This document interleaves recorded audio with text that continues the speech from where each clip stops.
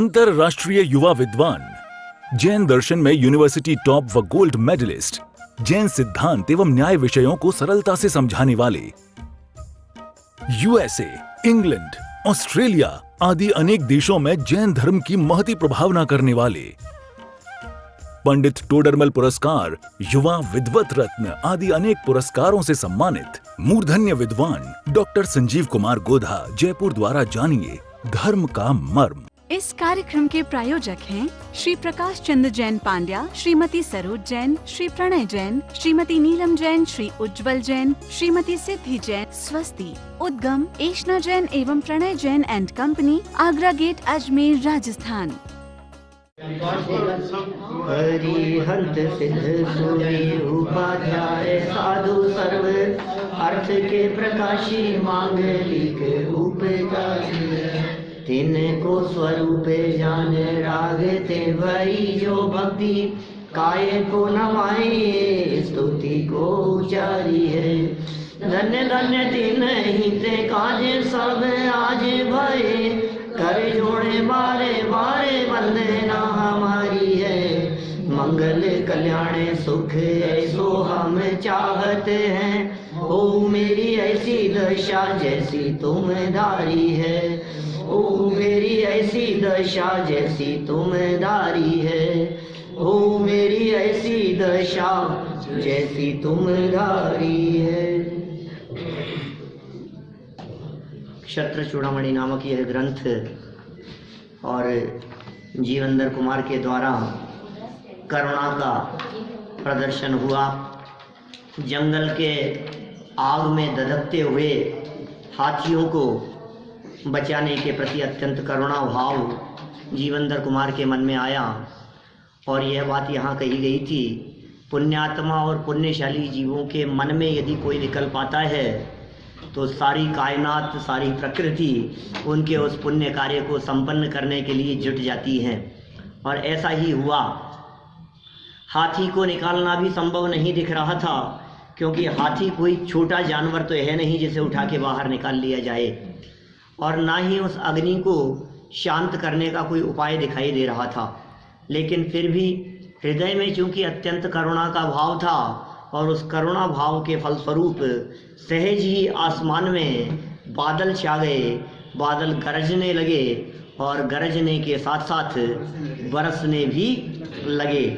जंगल की वह अग्नि शांत हो गई और प्रत्येक परिस्थिति में जीवंदर कुमार ज्ञाता दृष्टा बने रहे। देखिए आगे चलते हैं तीर्थ क्षेत्रों की वंदना की तरफ। 264 नंबर पेज और यह श्लोक नंबर है 39। ततस्तस्माद्य निर्गत्य तीर्थस्थानान्य पूजयत् सद्सत्त्वं हि वस्तूनां संसर्गादेव दृश्यते। तदनंतर उस वन से निकलकर उन जीवंदर कुमार ने तीर्थ स्थानों की वंदना की। जंगल से निकलने के उपरांत निश्चय से पदार्थों का अच्छा या बुरापन उनके साथ संबंध होने से ही देखा जाता है। माने कौन सा पदार्थ अच्छा है और कौन सा पदार्थ बुरा है, यह तो उसके संबंध से ही पता लगता है। जंगल से बाहर निकलकर जीवंदर कुमार तीर्थ क्षेत्रों का दर्शन पूजन करते हैं। वास्तव में देखा जाए तो किसी पदार्थ का अच्छा बुरापन अच्छे बुरे पदार्थों के संसर्ग से ही होता है। देखिए विशेषार्थ में क्या कह रहे हैं। यद्यपि तीर्थ क्षेत्र की भूमि भी साधारण भूमि ही होती है, परंतु उस भूमि पर तीर्थंकर आदि महापुरुषों का विहार या गर्वाधिक कल्याणक संपन्न होते हैं। अतः वह भूमि वंदनीय और पूजनीय बन जाती है और तीर्थ क्षेत्र कहलाने लगती है। आप जानते हैं यह प्रभाव है क्षेत्र का प्रभाव।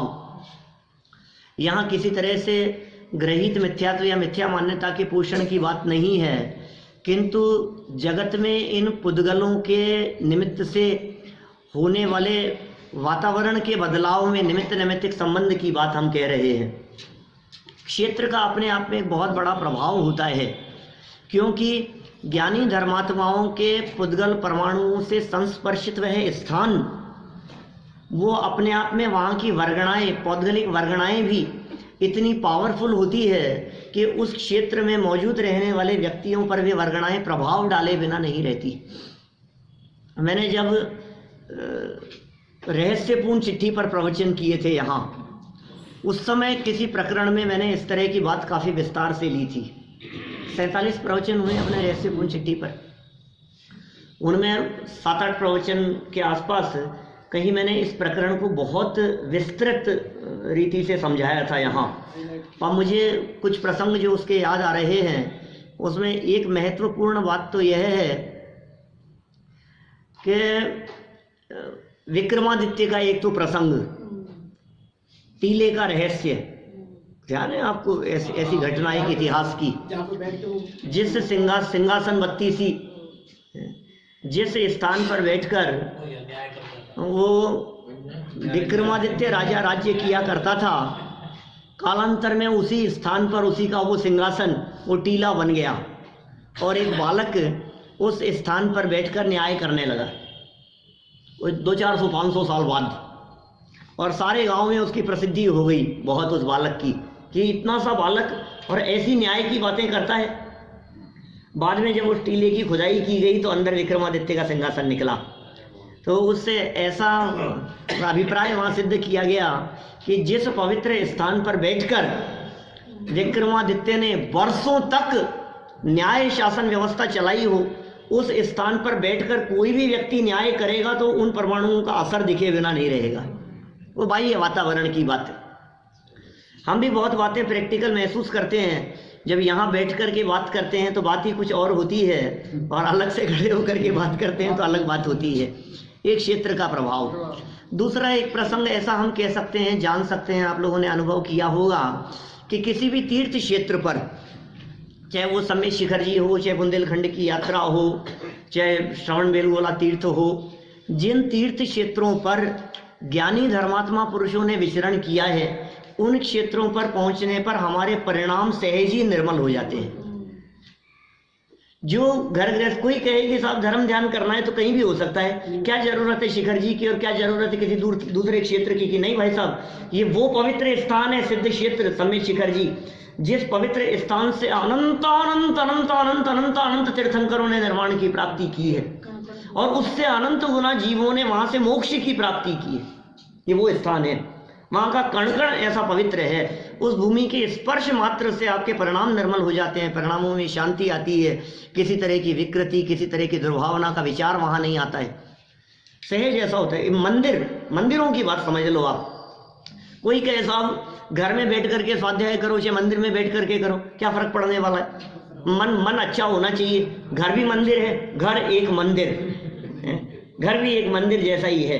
तो यहाँ और वहाँ नहीं भाई साहब, ऐसा नहीं है। घर विषय भोग का स्थान है, घर में खान पान और विषय भोगादि की चर्चाएं निरंतर चला करती है। वहाँ की वर्गणाएं, वहाँ का वातावरण अलग प्रकार का होता है। और जिन मंदिर में, अपने इस जिन मंदिर की बात करूं तो 300 वर्षों में यह मंदिर ऐसा तीर्थ बन गया है कि इस मंदिर में जितनी वातावरण यहाँ जितना शांत है, ऐसा दुर्लभ है किसी दूसरे जिन मंदिर में देखना।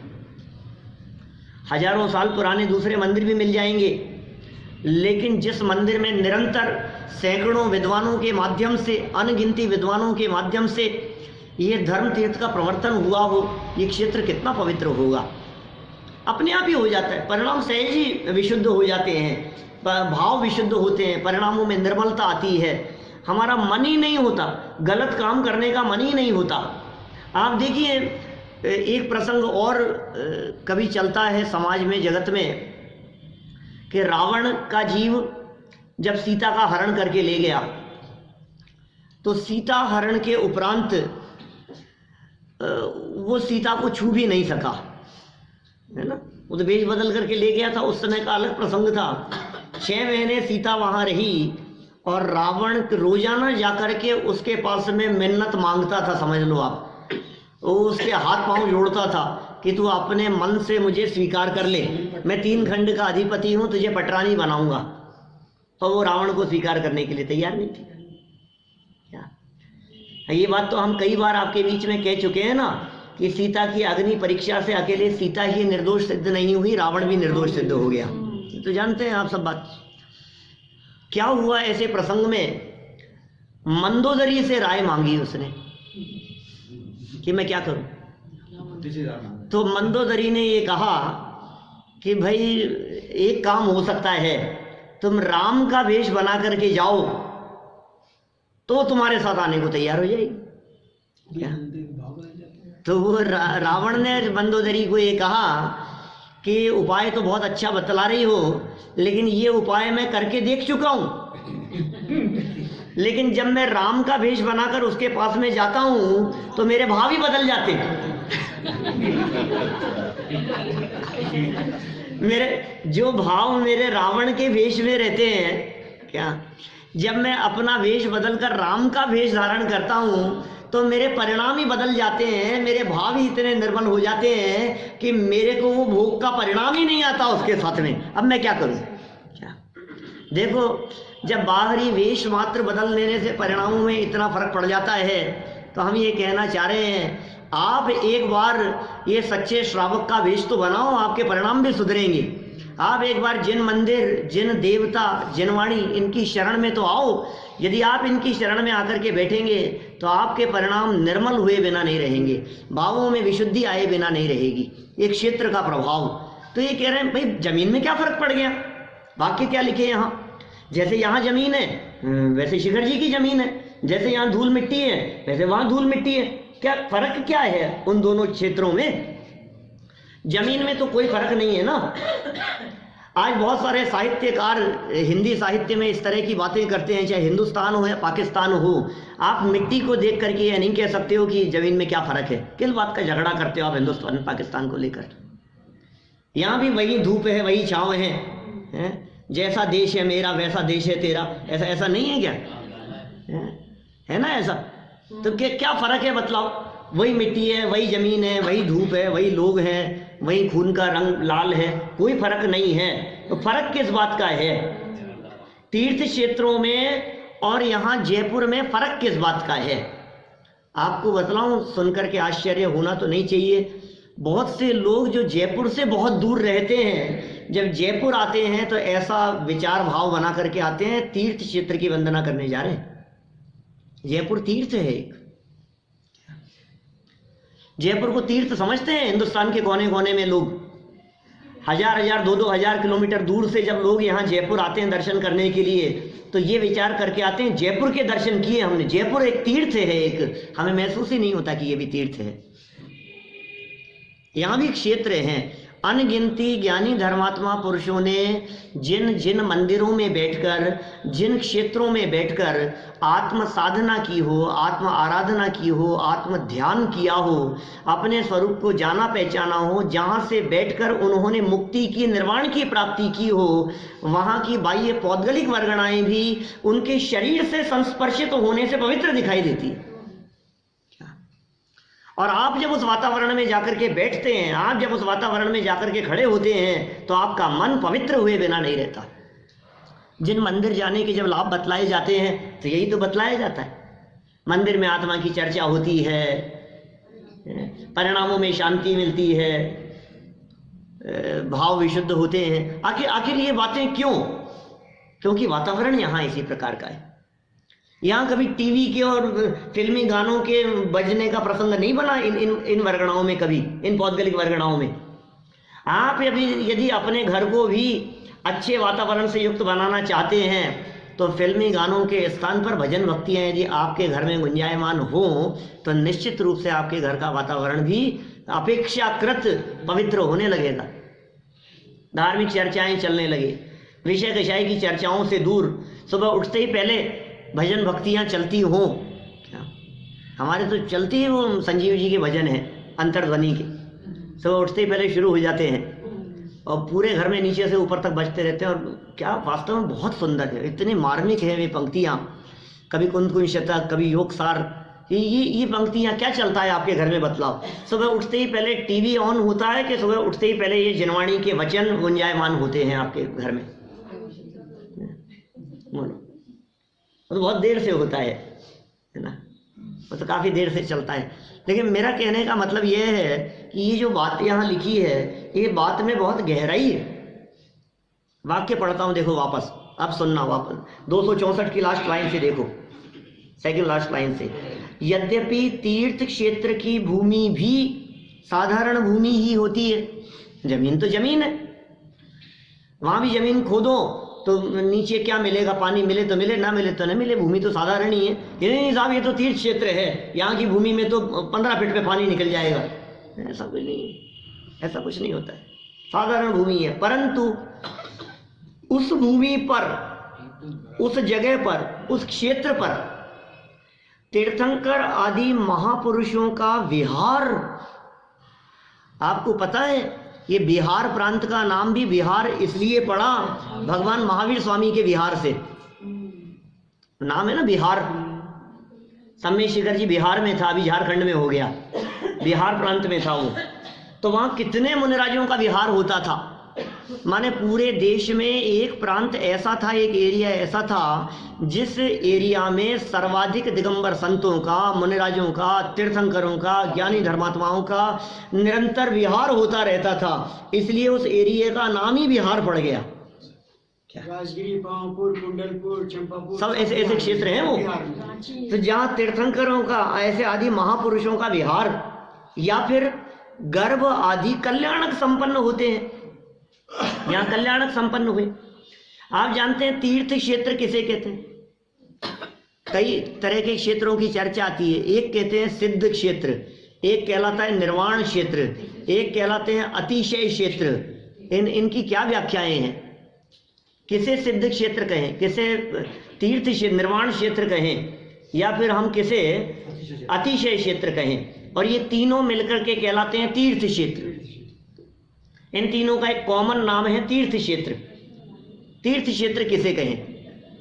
ये तीर्थ है, इन तीनों ही स्थान, तीर्यते जायते अनेन इति तीर्थम, ऐसी तीर्थ की व्युत्पत्ति है, जहां से तिरा जाए उसका नाम तीर्थ है। और ऐसे ऐसे प्रयोग अभी मैंने लिखा भी, उसमें जो अपना विशेषांक निकला था ना तीर्थ क्षेत्र के बारे में, मतलब मूलाचार में इस तरह के वचन मिलते हैं, धवला में इस तरह के वचन मिलते हैं, रत्नत्रय को तीर्थ कहकर के पुकारा है। सच में यथार्थ में तो सम्यक दर्शन, सम्यक ज्ञान और सम्यक चारित्र ही तिरने का रास्ता है, इनके माध्यम से ही तिरा जाता है, इसलिए रत्नत्रय ही तीर्थ है। आचार्यों के वचन है। फिर भी किसे कहें हम? देखिए, जिन क्षेत्रों से तीर्थंकर परमात्माओं ने मुक्ति प्राप्त की हो वे सब कहलाते हैं निर्वाण क्षेत्र। किसने प्राप्त की? तीर्थंकरों ने। तो वे निर्वाण क्षेत्र कौन कौन से हैं? कि सम्मेद शिखर जी निर्वाण क्षेत्र है, और पावापुर जी है जहाँ से महावीर स्वामी ने निर्वाण प्राप्त किया, गिरनार जी है जहाँ से नेमिनाथ स्वामी ने निर्वाण प्राप्त किया, और चंपापुर जी है जहाँ से वासुपूज्य स्वामी का निर्वाण हुआ, और कैलाश जहाँ से आदिनाथ स्वामी का निर्वाण हुआ। तो 24 तीर्थंकरों में से 20 तीर्थंकर सम्मेद शिखर जी से, और 4 तीर्थंकर आदिनाथ भगवान, वासुपूज्य, नेमिनाथ और महावीर स्वामी। इन पांचों स्थानों को हम कहेंगे निर्वाण क्षेत्र। निर्वाण क्षेत्रों का अर्घ्य चढ़ाते हैं क्या? क्या अर्घ्य है? सम्मेद गण गिरनार चंपा पावापुरी कैलाश को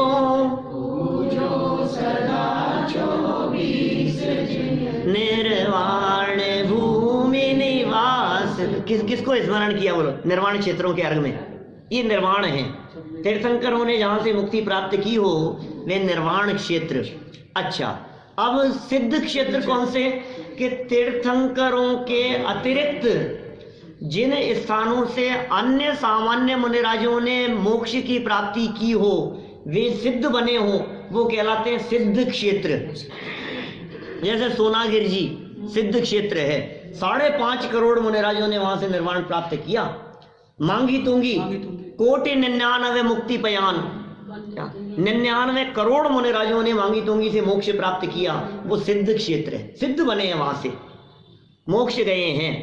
ऐसे ही आहार जी हैं, पपोरा जी हैं, ये सब सिद्ध क्षेत्र हैं। द्रोणागिरी हैं, नैनागिरी हैं, जहां से किसी भी जीव ने पूरा का पूरा निर्वाण कांड जितने भी नाम उसमें सब निर्वाण कांड में जितनी चर्चाएं की है, रेसंदी गिरी और नैनागिरी और जहाँ जहाँ की जो चर्चाएं की है, रेवा नदी, सिद्धवरकूट, जम्बू स्वामी यहाँ से निर्वाण गए, जहाँ से मोक्ष प्राप्त, वो सब कौन है? सिद्ध क्षेत्र, वो सब सिद्ध क्षेत्र कहलाते हैं। अब बच गया अतिशय क्षेत्र, तो ये तो कहने की जरूरत है क्या? अपने मंदिर को भी लिख दो अतिशय क्षेत्र बाहर। आजकल तो जहाँ से जहाँ प्रतिमाएं निकल जाए, जहाँ कुछ चमत्कार हो जाए, जहाँ भगवान के माथे के छत्र घूमने लग जाए, जहाँ भगवान को पसीना आ जाए, ये सब अतिशय क्षेत्र हैं। अरे भाई सुनो सुनो सुनो, ऐसा नहीं। इनको भी जगत में जहाँ कुछ चमत्कार देखे जाते हैं, उन्हें भी जगत में अतिशय क्षेत्र कह दिया जाता है। लेकिन शास्त्रों में जिन्हें अतिशय क्षेत्र कहा है, वे अतिशय क्षेत्र हैं जहाँ तीर्थंकरों के गर्भ आदि कल्याणक हुए। ये वाक्य पढ़ा ना अपन, गर्भ आदि कल्याणक संपन्न होते हैं। गर्भ कल्याणक, जन्म कल्याणक, दीक्षा जहाँ हुई हो, केवल ज्ञान जहाँ हुआ हो, तीर्थंकरों का मोक्ष जहाँ होगा वो तो निर्वाण क्षेत्र है। और मोक्ष को छोड़कर, तीर्थंकरों के मोक्ष को छोड़कर बाकी चार कल्याणक जहाँ हुए हों वो अतिशय क्षेत्र है। अरे पंचाश्चर्य होते, कोई भी एक हुआ हो, कोई भी एक कल्याणक तीर्थंकरों का जिस भूमि पर हुआ हो, अरे कैसे चमत्कारिक दशा होती है, आप कल्पना नहीं कर सकते। तीर्थंकरों के कल्याणकों से बढ़कर जगत में चमत्कार और कुछ हो ही नहीं सकते, ऐसे चमत्कार हैं। मैंने भी पंच कल्याणकों पे प्रवचन किए, वहाँ 8 प्रवचन हुए, सब पंच कल्याणकों वगैरह के ऊपर विस्तार से ग्वालियर में मुख्य प्रवचनकार के रूप में। तो वहाँ मैंने बीच बीच में इस तरह की बातें बतलाई। सारे जगत में जीवों को चमत्कारों की महिमा आती है, चमत्कार की महिमा आती है। अरे भगवान जब बनेंगे तब के चमत्कार का तो कहना ही क्या, उनके गर्भ में आने के पहले से रत्न वृष्टि शुरू हो जाती है, 6 महीने पहले से। क्या बात करो आप चमत्कारों की, ऐसे अद्भुत चमत्कार हैं। 6 महीने पहले से, गर्भ में आने के भी 6 महीने पहले से।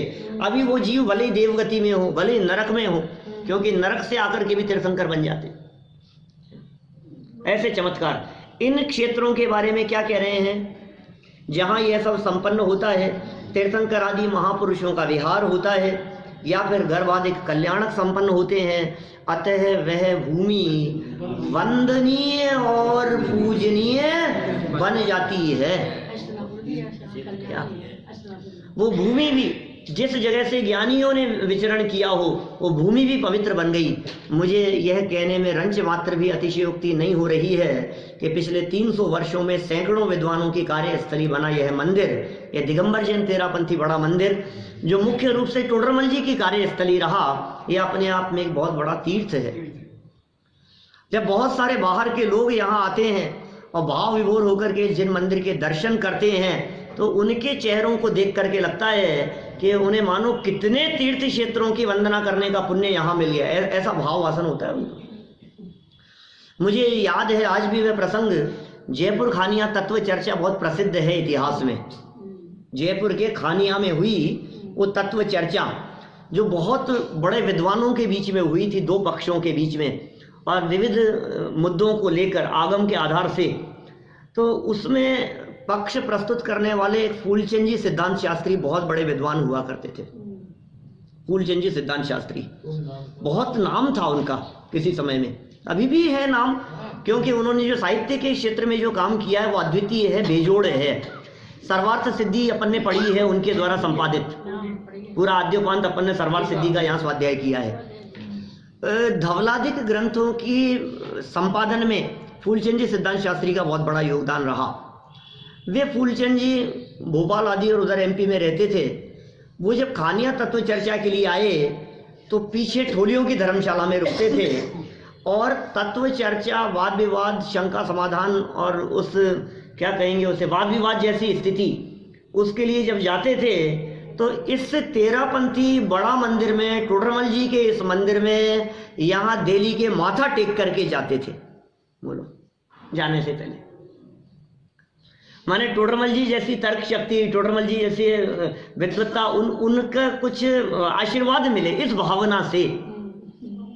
यद्यपि आशीर्वाद जैसी कोई चीज अपने यहाँ होती नहीं है, इस तरह का। मन के भाव। मैं मिथ्यात्व पोषण की बात नहीं कर रहा हूँ, ये बात पहले भी कह चुका हूँ, लेकिन कहीं ना कहीं हृदय में कि ये वो पवित्र स्थान है। हे प्रभु, हे पूर्ववर्ती विद्वानों, आप जैसा बल मुझे मिले, आप जैसी सामर्थ्य मुझे मिले। यहाँ ये इस पवित्र भूमि का प्रभाव है इस तरह का। देखिए, वह भूमि भी वंदनीय हो जाती है, वह भूमि भी पूजनीय बन जाती है और तीर्थ क्षेत्र कहलाने लगती है वो स्थान।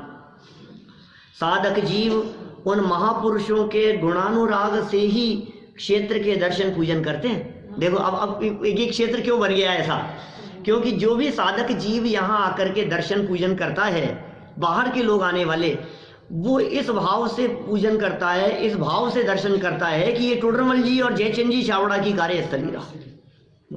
इस भाव से आप भी जब श्रवण बेलगोला जाते हैं, या आप भी किसी ऐसे तीर्थ क्षेत्र, सिद्ध क्षेत्र पर जाते हैं, या समेत शिखर जी जाते हैं, तो अकेले क्षेत्र की वंदना नहीं करते।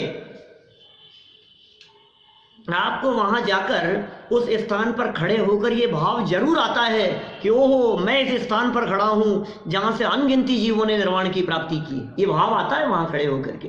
और यदि ये भाव नहीं आए तो फिर कोई काम, कोई मतलब नहीं।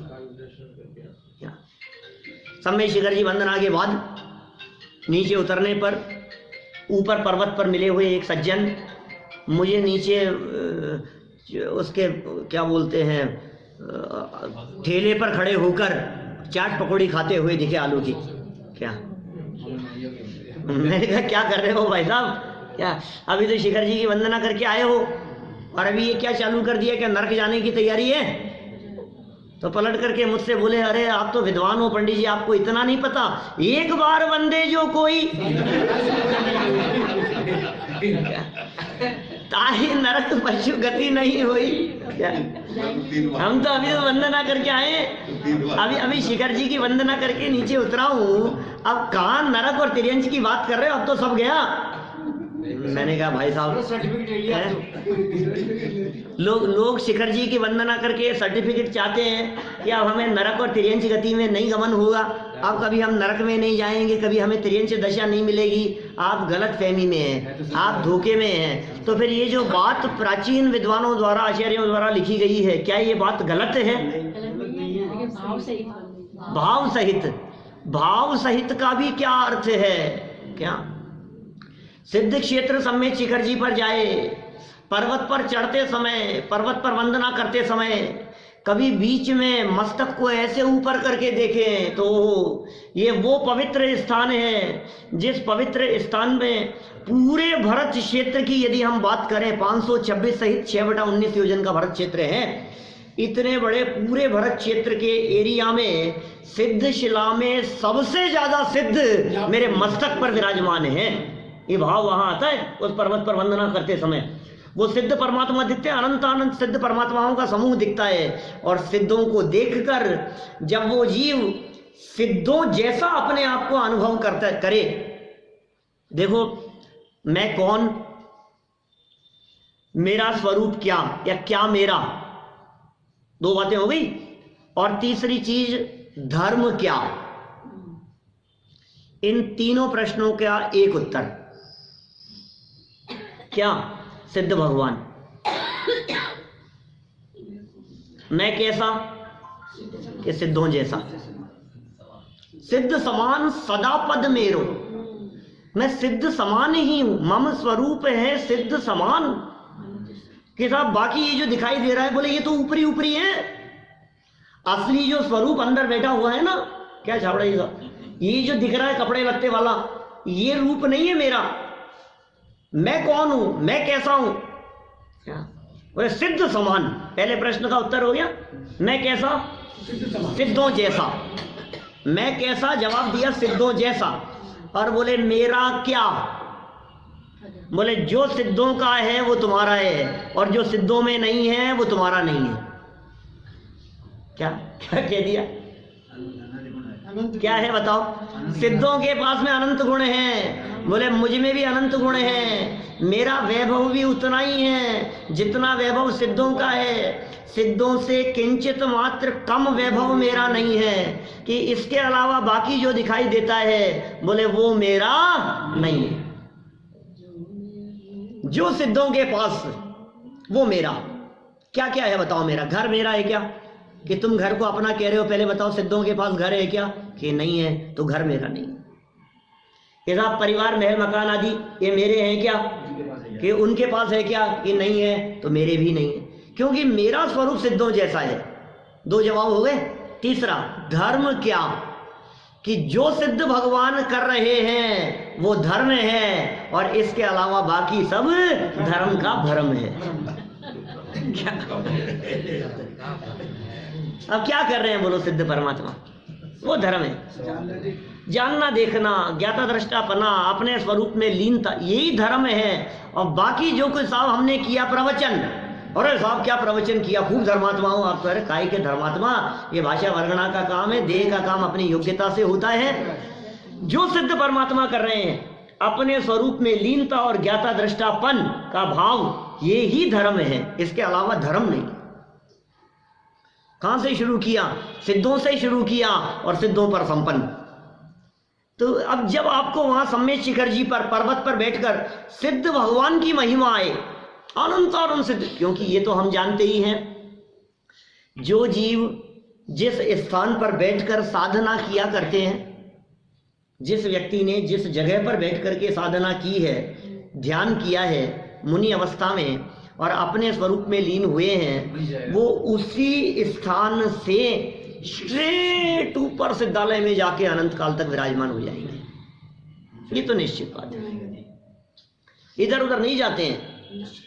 जब मोक्ष होता है तो वहां से बिल्कुल सीधे ऊपर जाकर के, और बस लोक के अंत में सबके सर बराबर नीचे से ऊपर जाते जा रहे हैं और ऊपर जाकर के टच होते जा रहे हैं, सबके सर बराबर हैं, ऐसे सिद्ध परमात्मा। तो ये जो ऊपर एरिया है सिद्धालय की, जब हम बात करें तो सबसे ज्यादा सिद्ध परमात्मा कौन सी जगह पर है? क्या? शिखर जी, शिखर जी के ऊपर। तो शिखर जी वंदना के दौरान यदि आपको वे सिद्ध परमात्मा ख्याल में आए और सिद्ध परमात्मा के ख्याल पूर्वक यदि आपको सिद्ध स्वरूप ख्याल में आए अपना, तो सिद्धों को देखा और अपने आप को देखा, तो समझ लो आप उस पर्वत पर वंदना के दौरान यह अभेद विज्ञान सिद्धों का और अपना, और पर पदार्थों से हो भेद विज्ञान, ये जो सम्यक्त्व की प्राप्ति हुई, सम्यक दर्शन हुआ, तो कहते हैं जिसे सम्यक दर्शन की प्राप्ति होती है, फिर कहते हैं ताही नरक पशु गति नहीं हुई। उसको नरक और पशु गति नहीं होती। बात समझ में आई? माने वहां जाकर सिद्ध स्वरूप की महिमा, सिद्धों की महिमा, अपने स्वरूप की महिमा और आत्म स्वरूप का बहुमान जब आएगा, और तब जब भेद विज्ञान और सम्यक दर्शन होगा, तो सम्यक दृष्टि जीव को नरक आयु का बंधन नहीं होता, सम्यक दृष्टि जीव को तिर्यंच आयु का बंधन नहीं होता। यह आगम के वचन है, तो ताई नरक पशु गति नहीं हुई, ऐसी बात है। क्या? 41 कर्म प्रकृतियां रुक जाती है। बोलो 41 पता है कौन सी है? 16 और 25। चलो क्या कह रहे हैं यहाँ देखो भाई, साधक जीव, अभी ये बड़ा गजब वाक्य कहा इन्होंने, 265 पेज का वाक्य। साधक जीव उन महापुरुषों के गुणानुराग से ही क्षेत्र के दर्शन पूजन करते हैं। अब यहाँ एक शिक्षा और दे दी कि तीर्थ क्षेत्रों के बंधन कैसे किए जाएं, ये सिखा दिया। बड़ा गजब का ग्रंथ है भाई, गजब की बातें हैं। तीर्थ क्षेत्रों के दर्शन कैसे किए जाएं वो सिखा रहे हैं यहाँ, कि उस क्षेत्र पर जाकर उस क्षेत्र पर विचरण किए हुए ज्ञानी धर्मात्मा और महापुरुषों के प्रति हृदय में गुणानुराग पूर्वक उस क्षेत्र के दर्शन किए जाने चाहिए। और आपको यदि समझ लो सास नहीं जाकर दौलत राम जी की महिमा नहीं आई क्या, तो फिर क्या क्या मतलब वहां जाकर के महिमा आनी चाहिए ना। आप मथुरा पहुंचे तो मथुरा पहुंच करके आपको गौतम स्वामी की महिमा, जम्बू स्वामी की महिमा तो ख्याल में आ रही है कि नहीं? अब आपको जम्बू स्वामी नहीं दिखे तो फिर क्या मतलब? श्रवण बेलगोल आप ऊपर जाकर के आपको वहां भद्रबाहु की गुफा में चंद्रगिरी पर्वत पर वो चंद्रगुप्त मौर्य अंतिम मुकुटधारी शासक थे अपने, जो दिगंबर मुनि बने चंद्रगुप्त मौर्य, ऐसे ही भद्रबाहु, उनकी महिमा नहीं आए, उस काल की महिमा, उनके स्वरूप की महिमा, उस वातावरण, उस क्षेत्र की महिमा नहीं आए, तो फिर वो तीर्थ क्षेत्र की वंदना करने का कुछ मतलब नहीं है। लेकिन जगत में ऐसा देखा जाता है, उस क्षेत्र की महिमा और उसके स्वरूप को तो समझते नहीं है, और हम जाकर के अपना रोना रोते हैं वहां। महाराज ऐसा हो गया, महाराज ऐसा हो गया, मेरे साथ ऐसा हो गया, ये क्या हो रहा है बतलाओ मुझे। हे भगवान, मेरे साथ ऐसा हो गया, ये संकट दूर हो जाए। हमने तो ऐसा सोचा था कि ये संकट दूर करने के लिए एक बार तो शिखर जी की वंदना करूंगा मैं। इस कार्यक्रम के प्रायोजक हैं श्री प्रकाश चंद्र जैन पांड्या, श्रीमती सरोज जैन, श्री प्रणय जैन, श्रीमती नीलम जैन, श्री उज्जवल जैन, श्रीमती सिद्धि जैन, स्वस्ति। उद्गम एशना जैन एवं Pranay Jain and company, Agra gate, Ajmer, Rajasthan.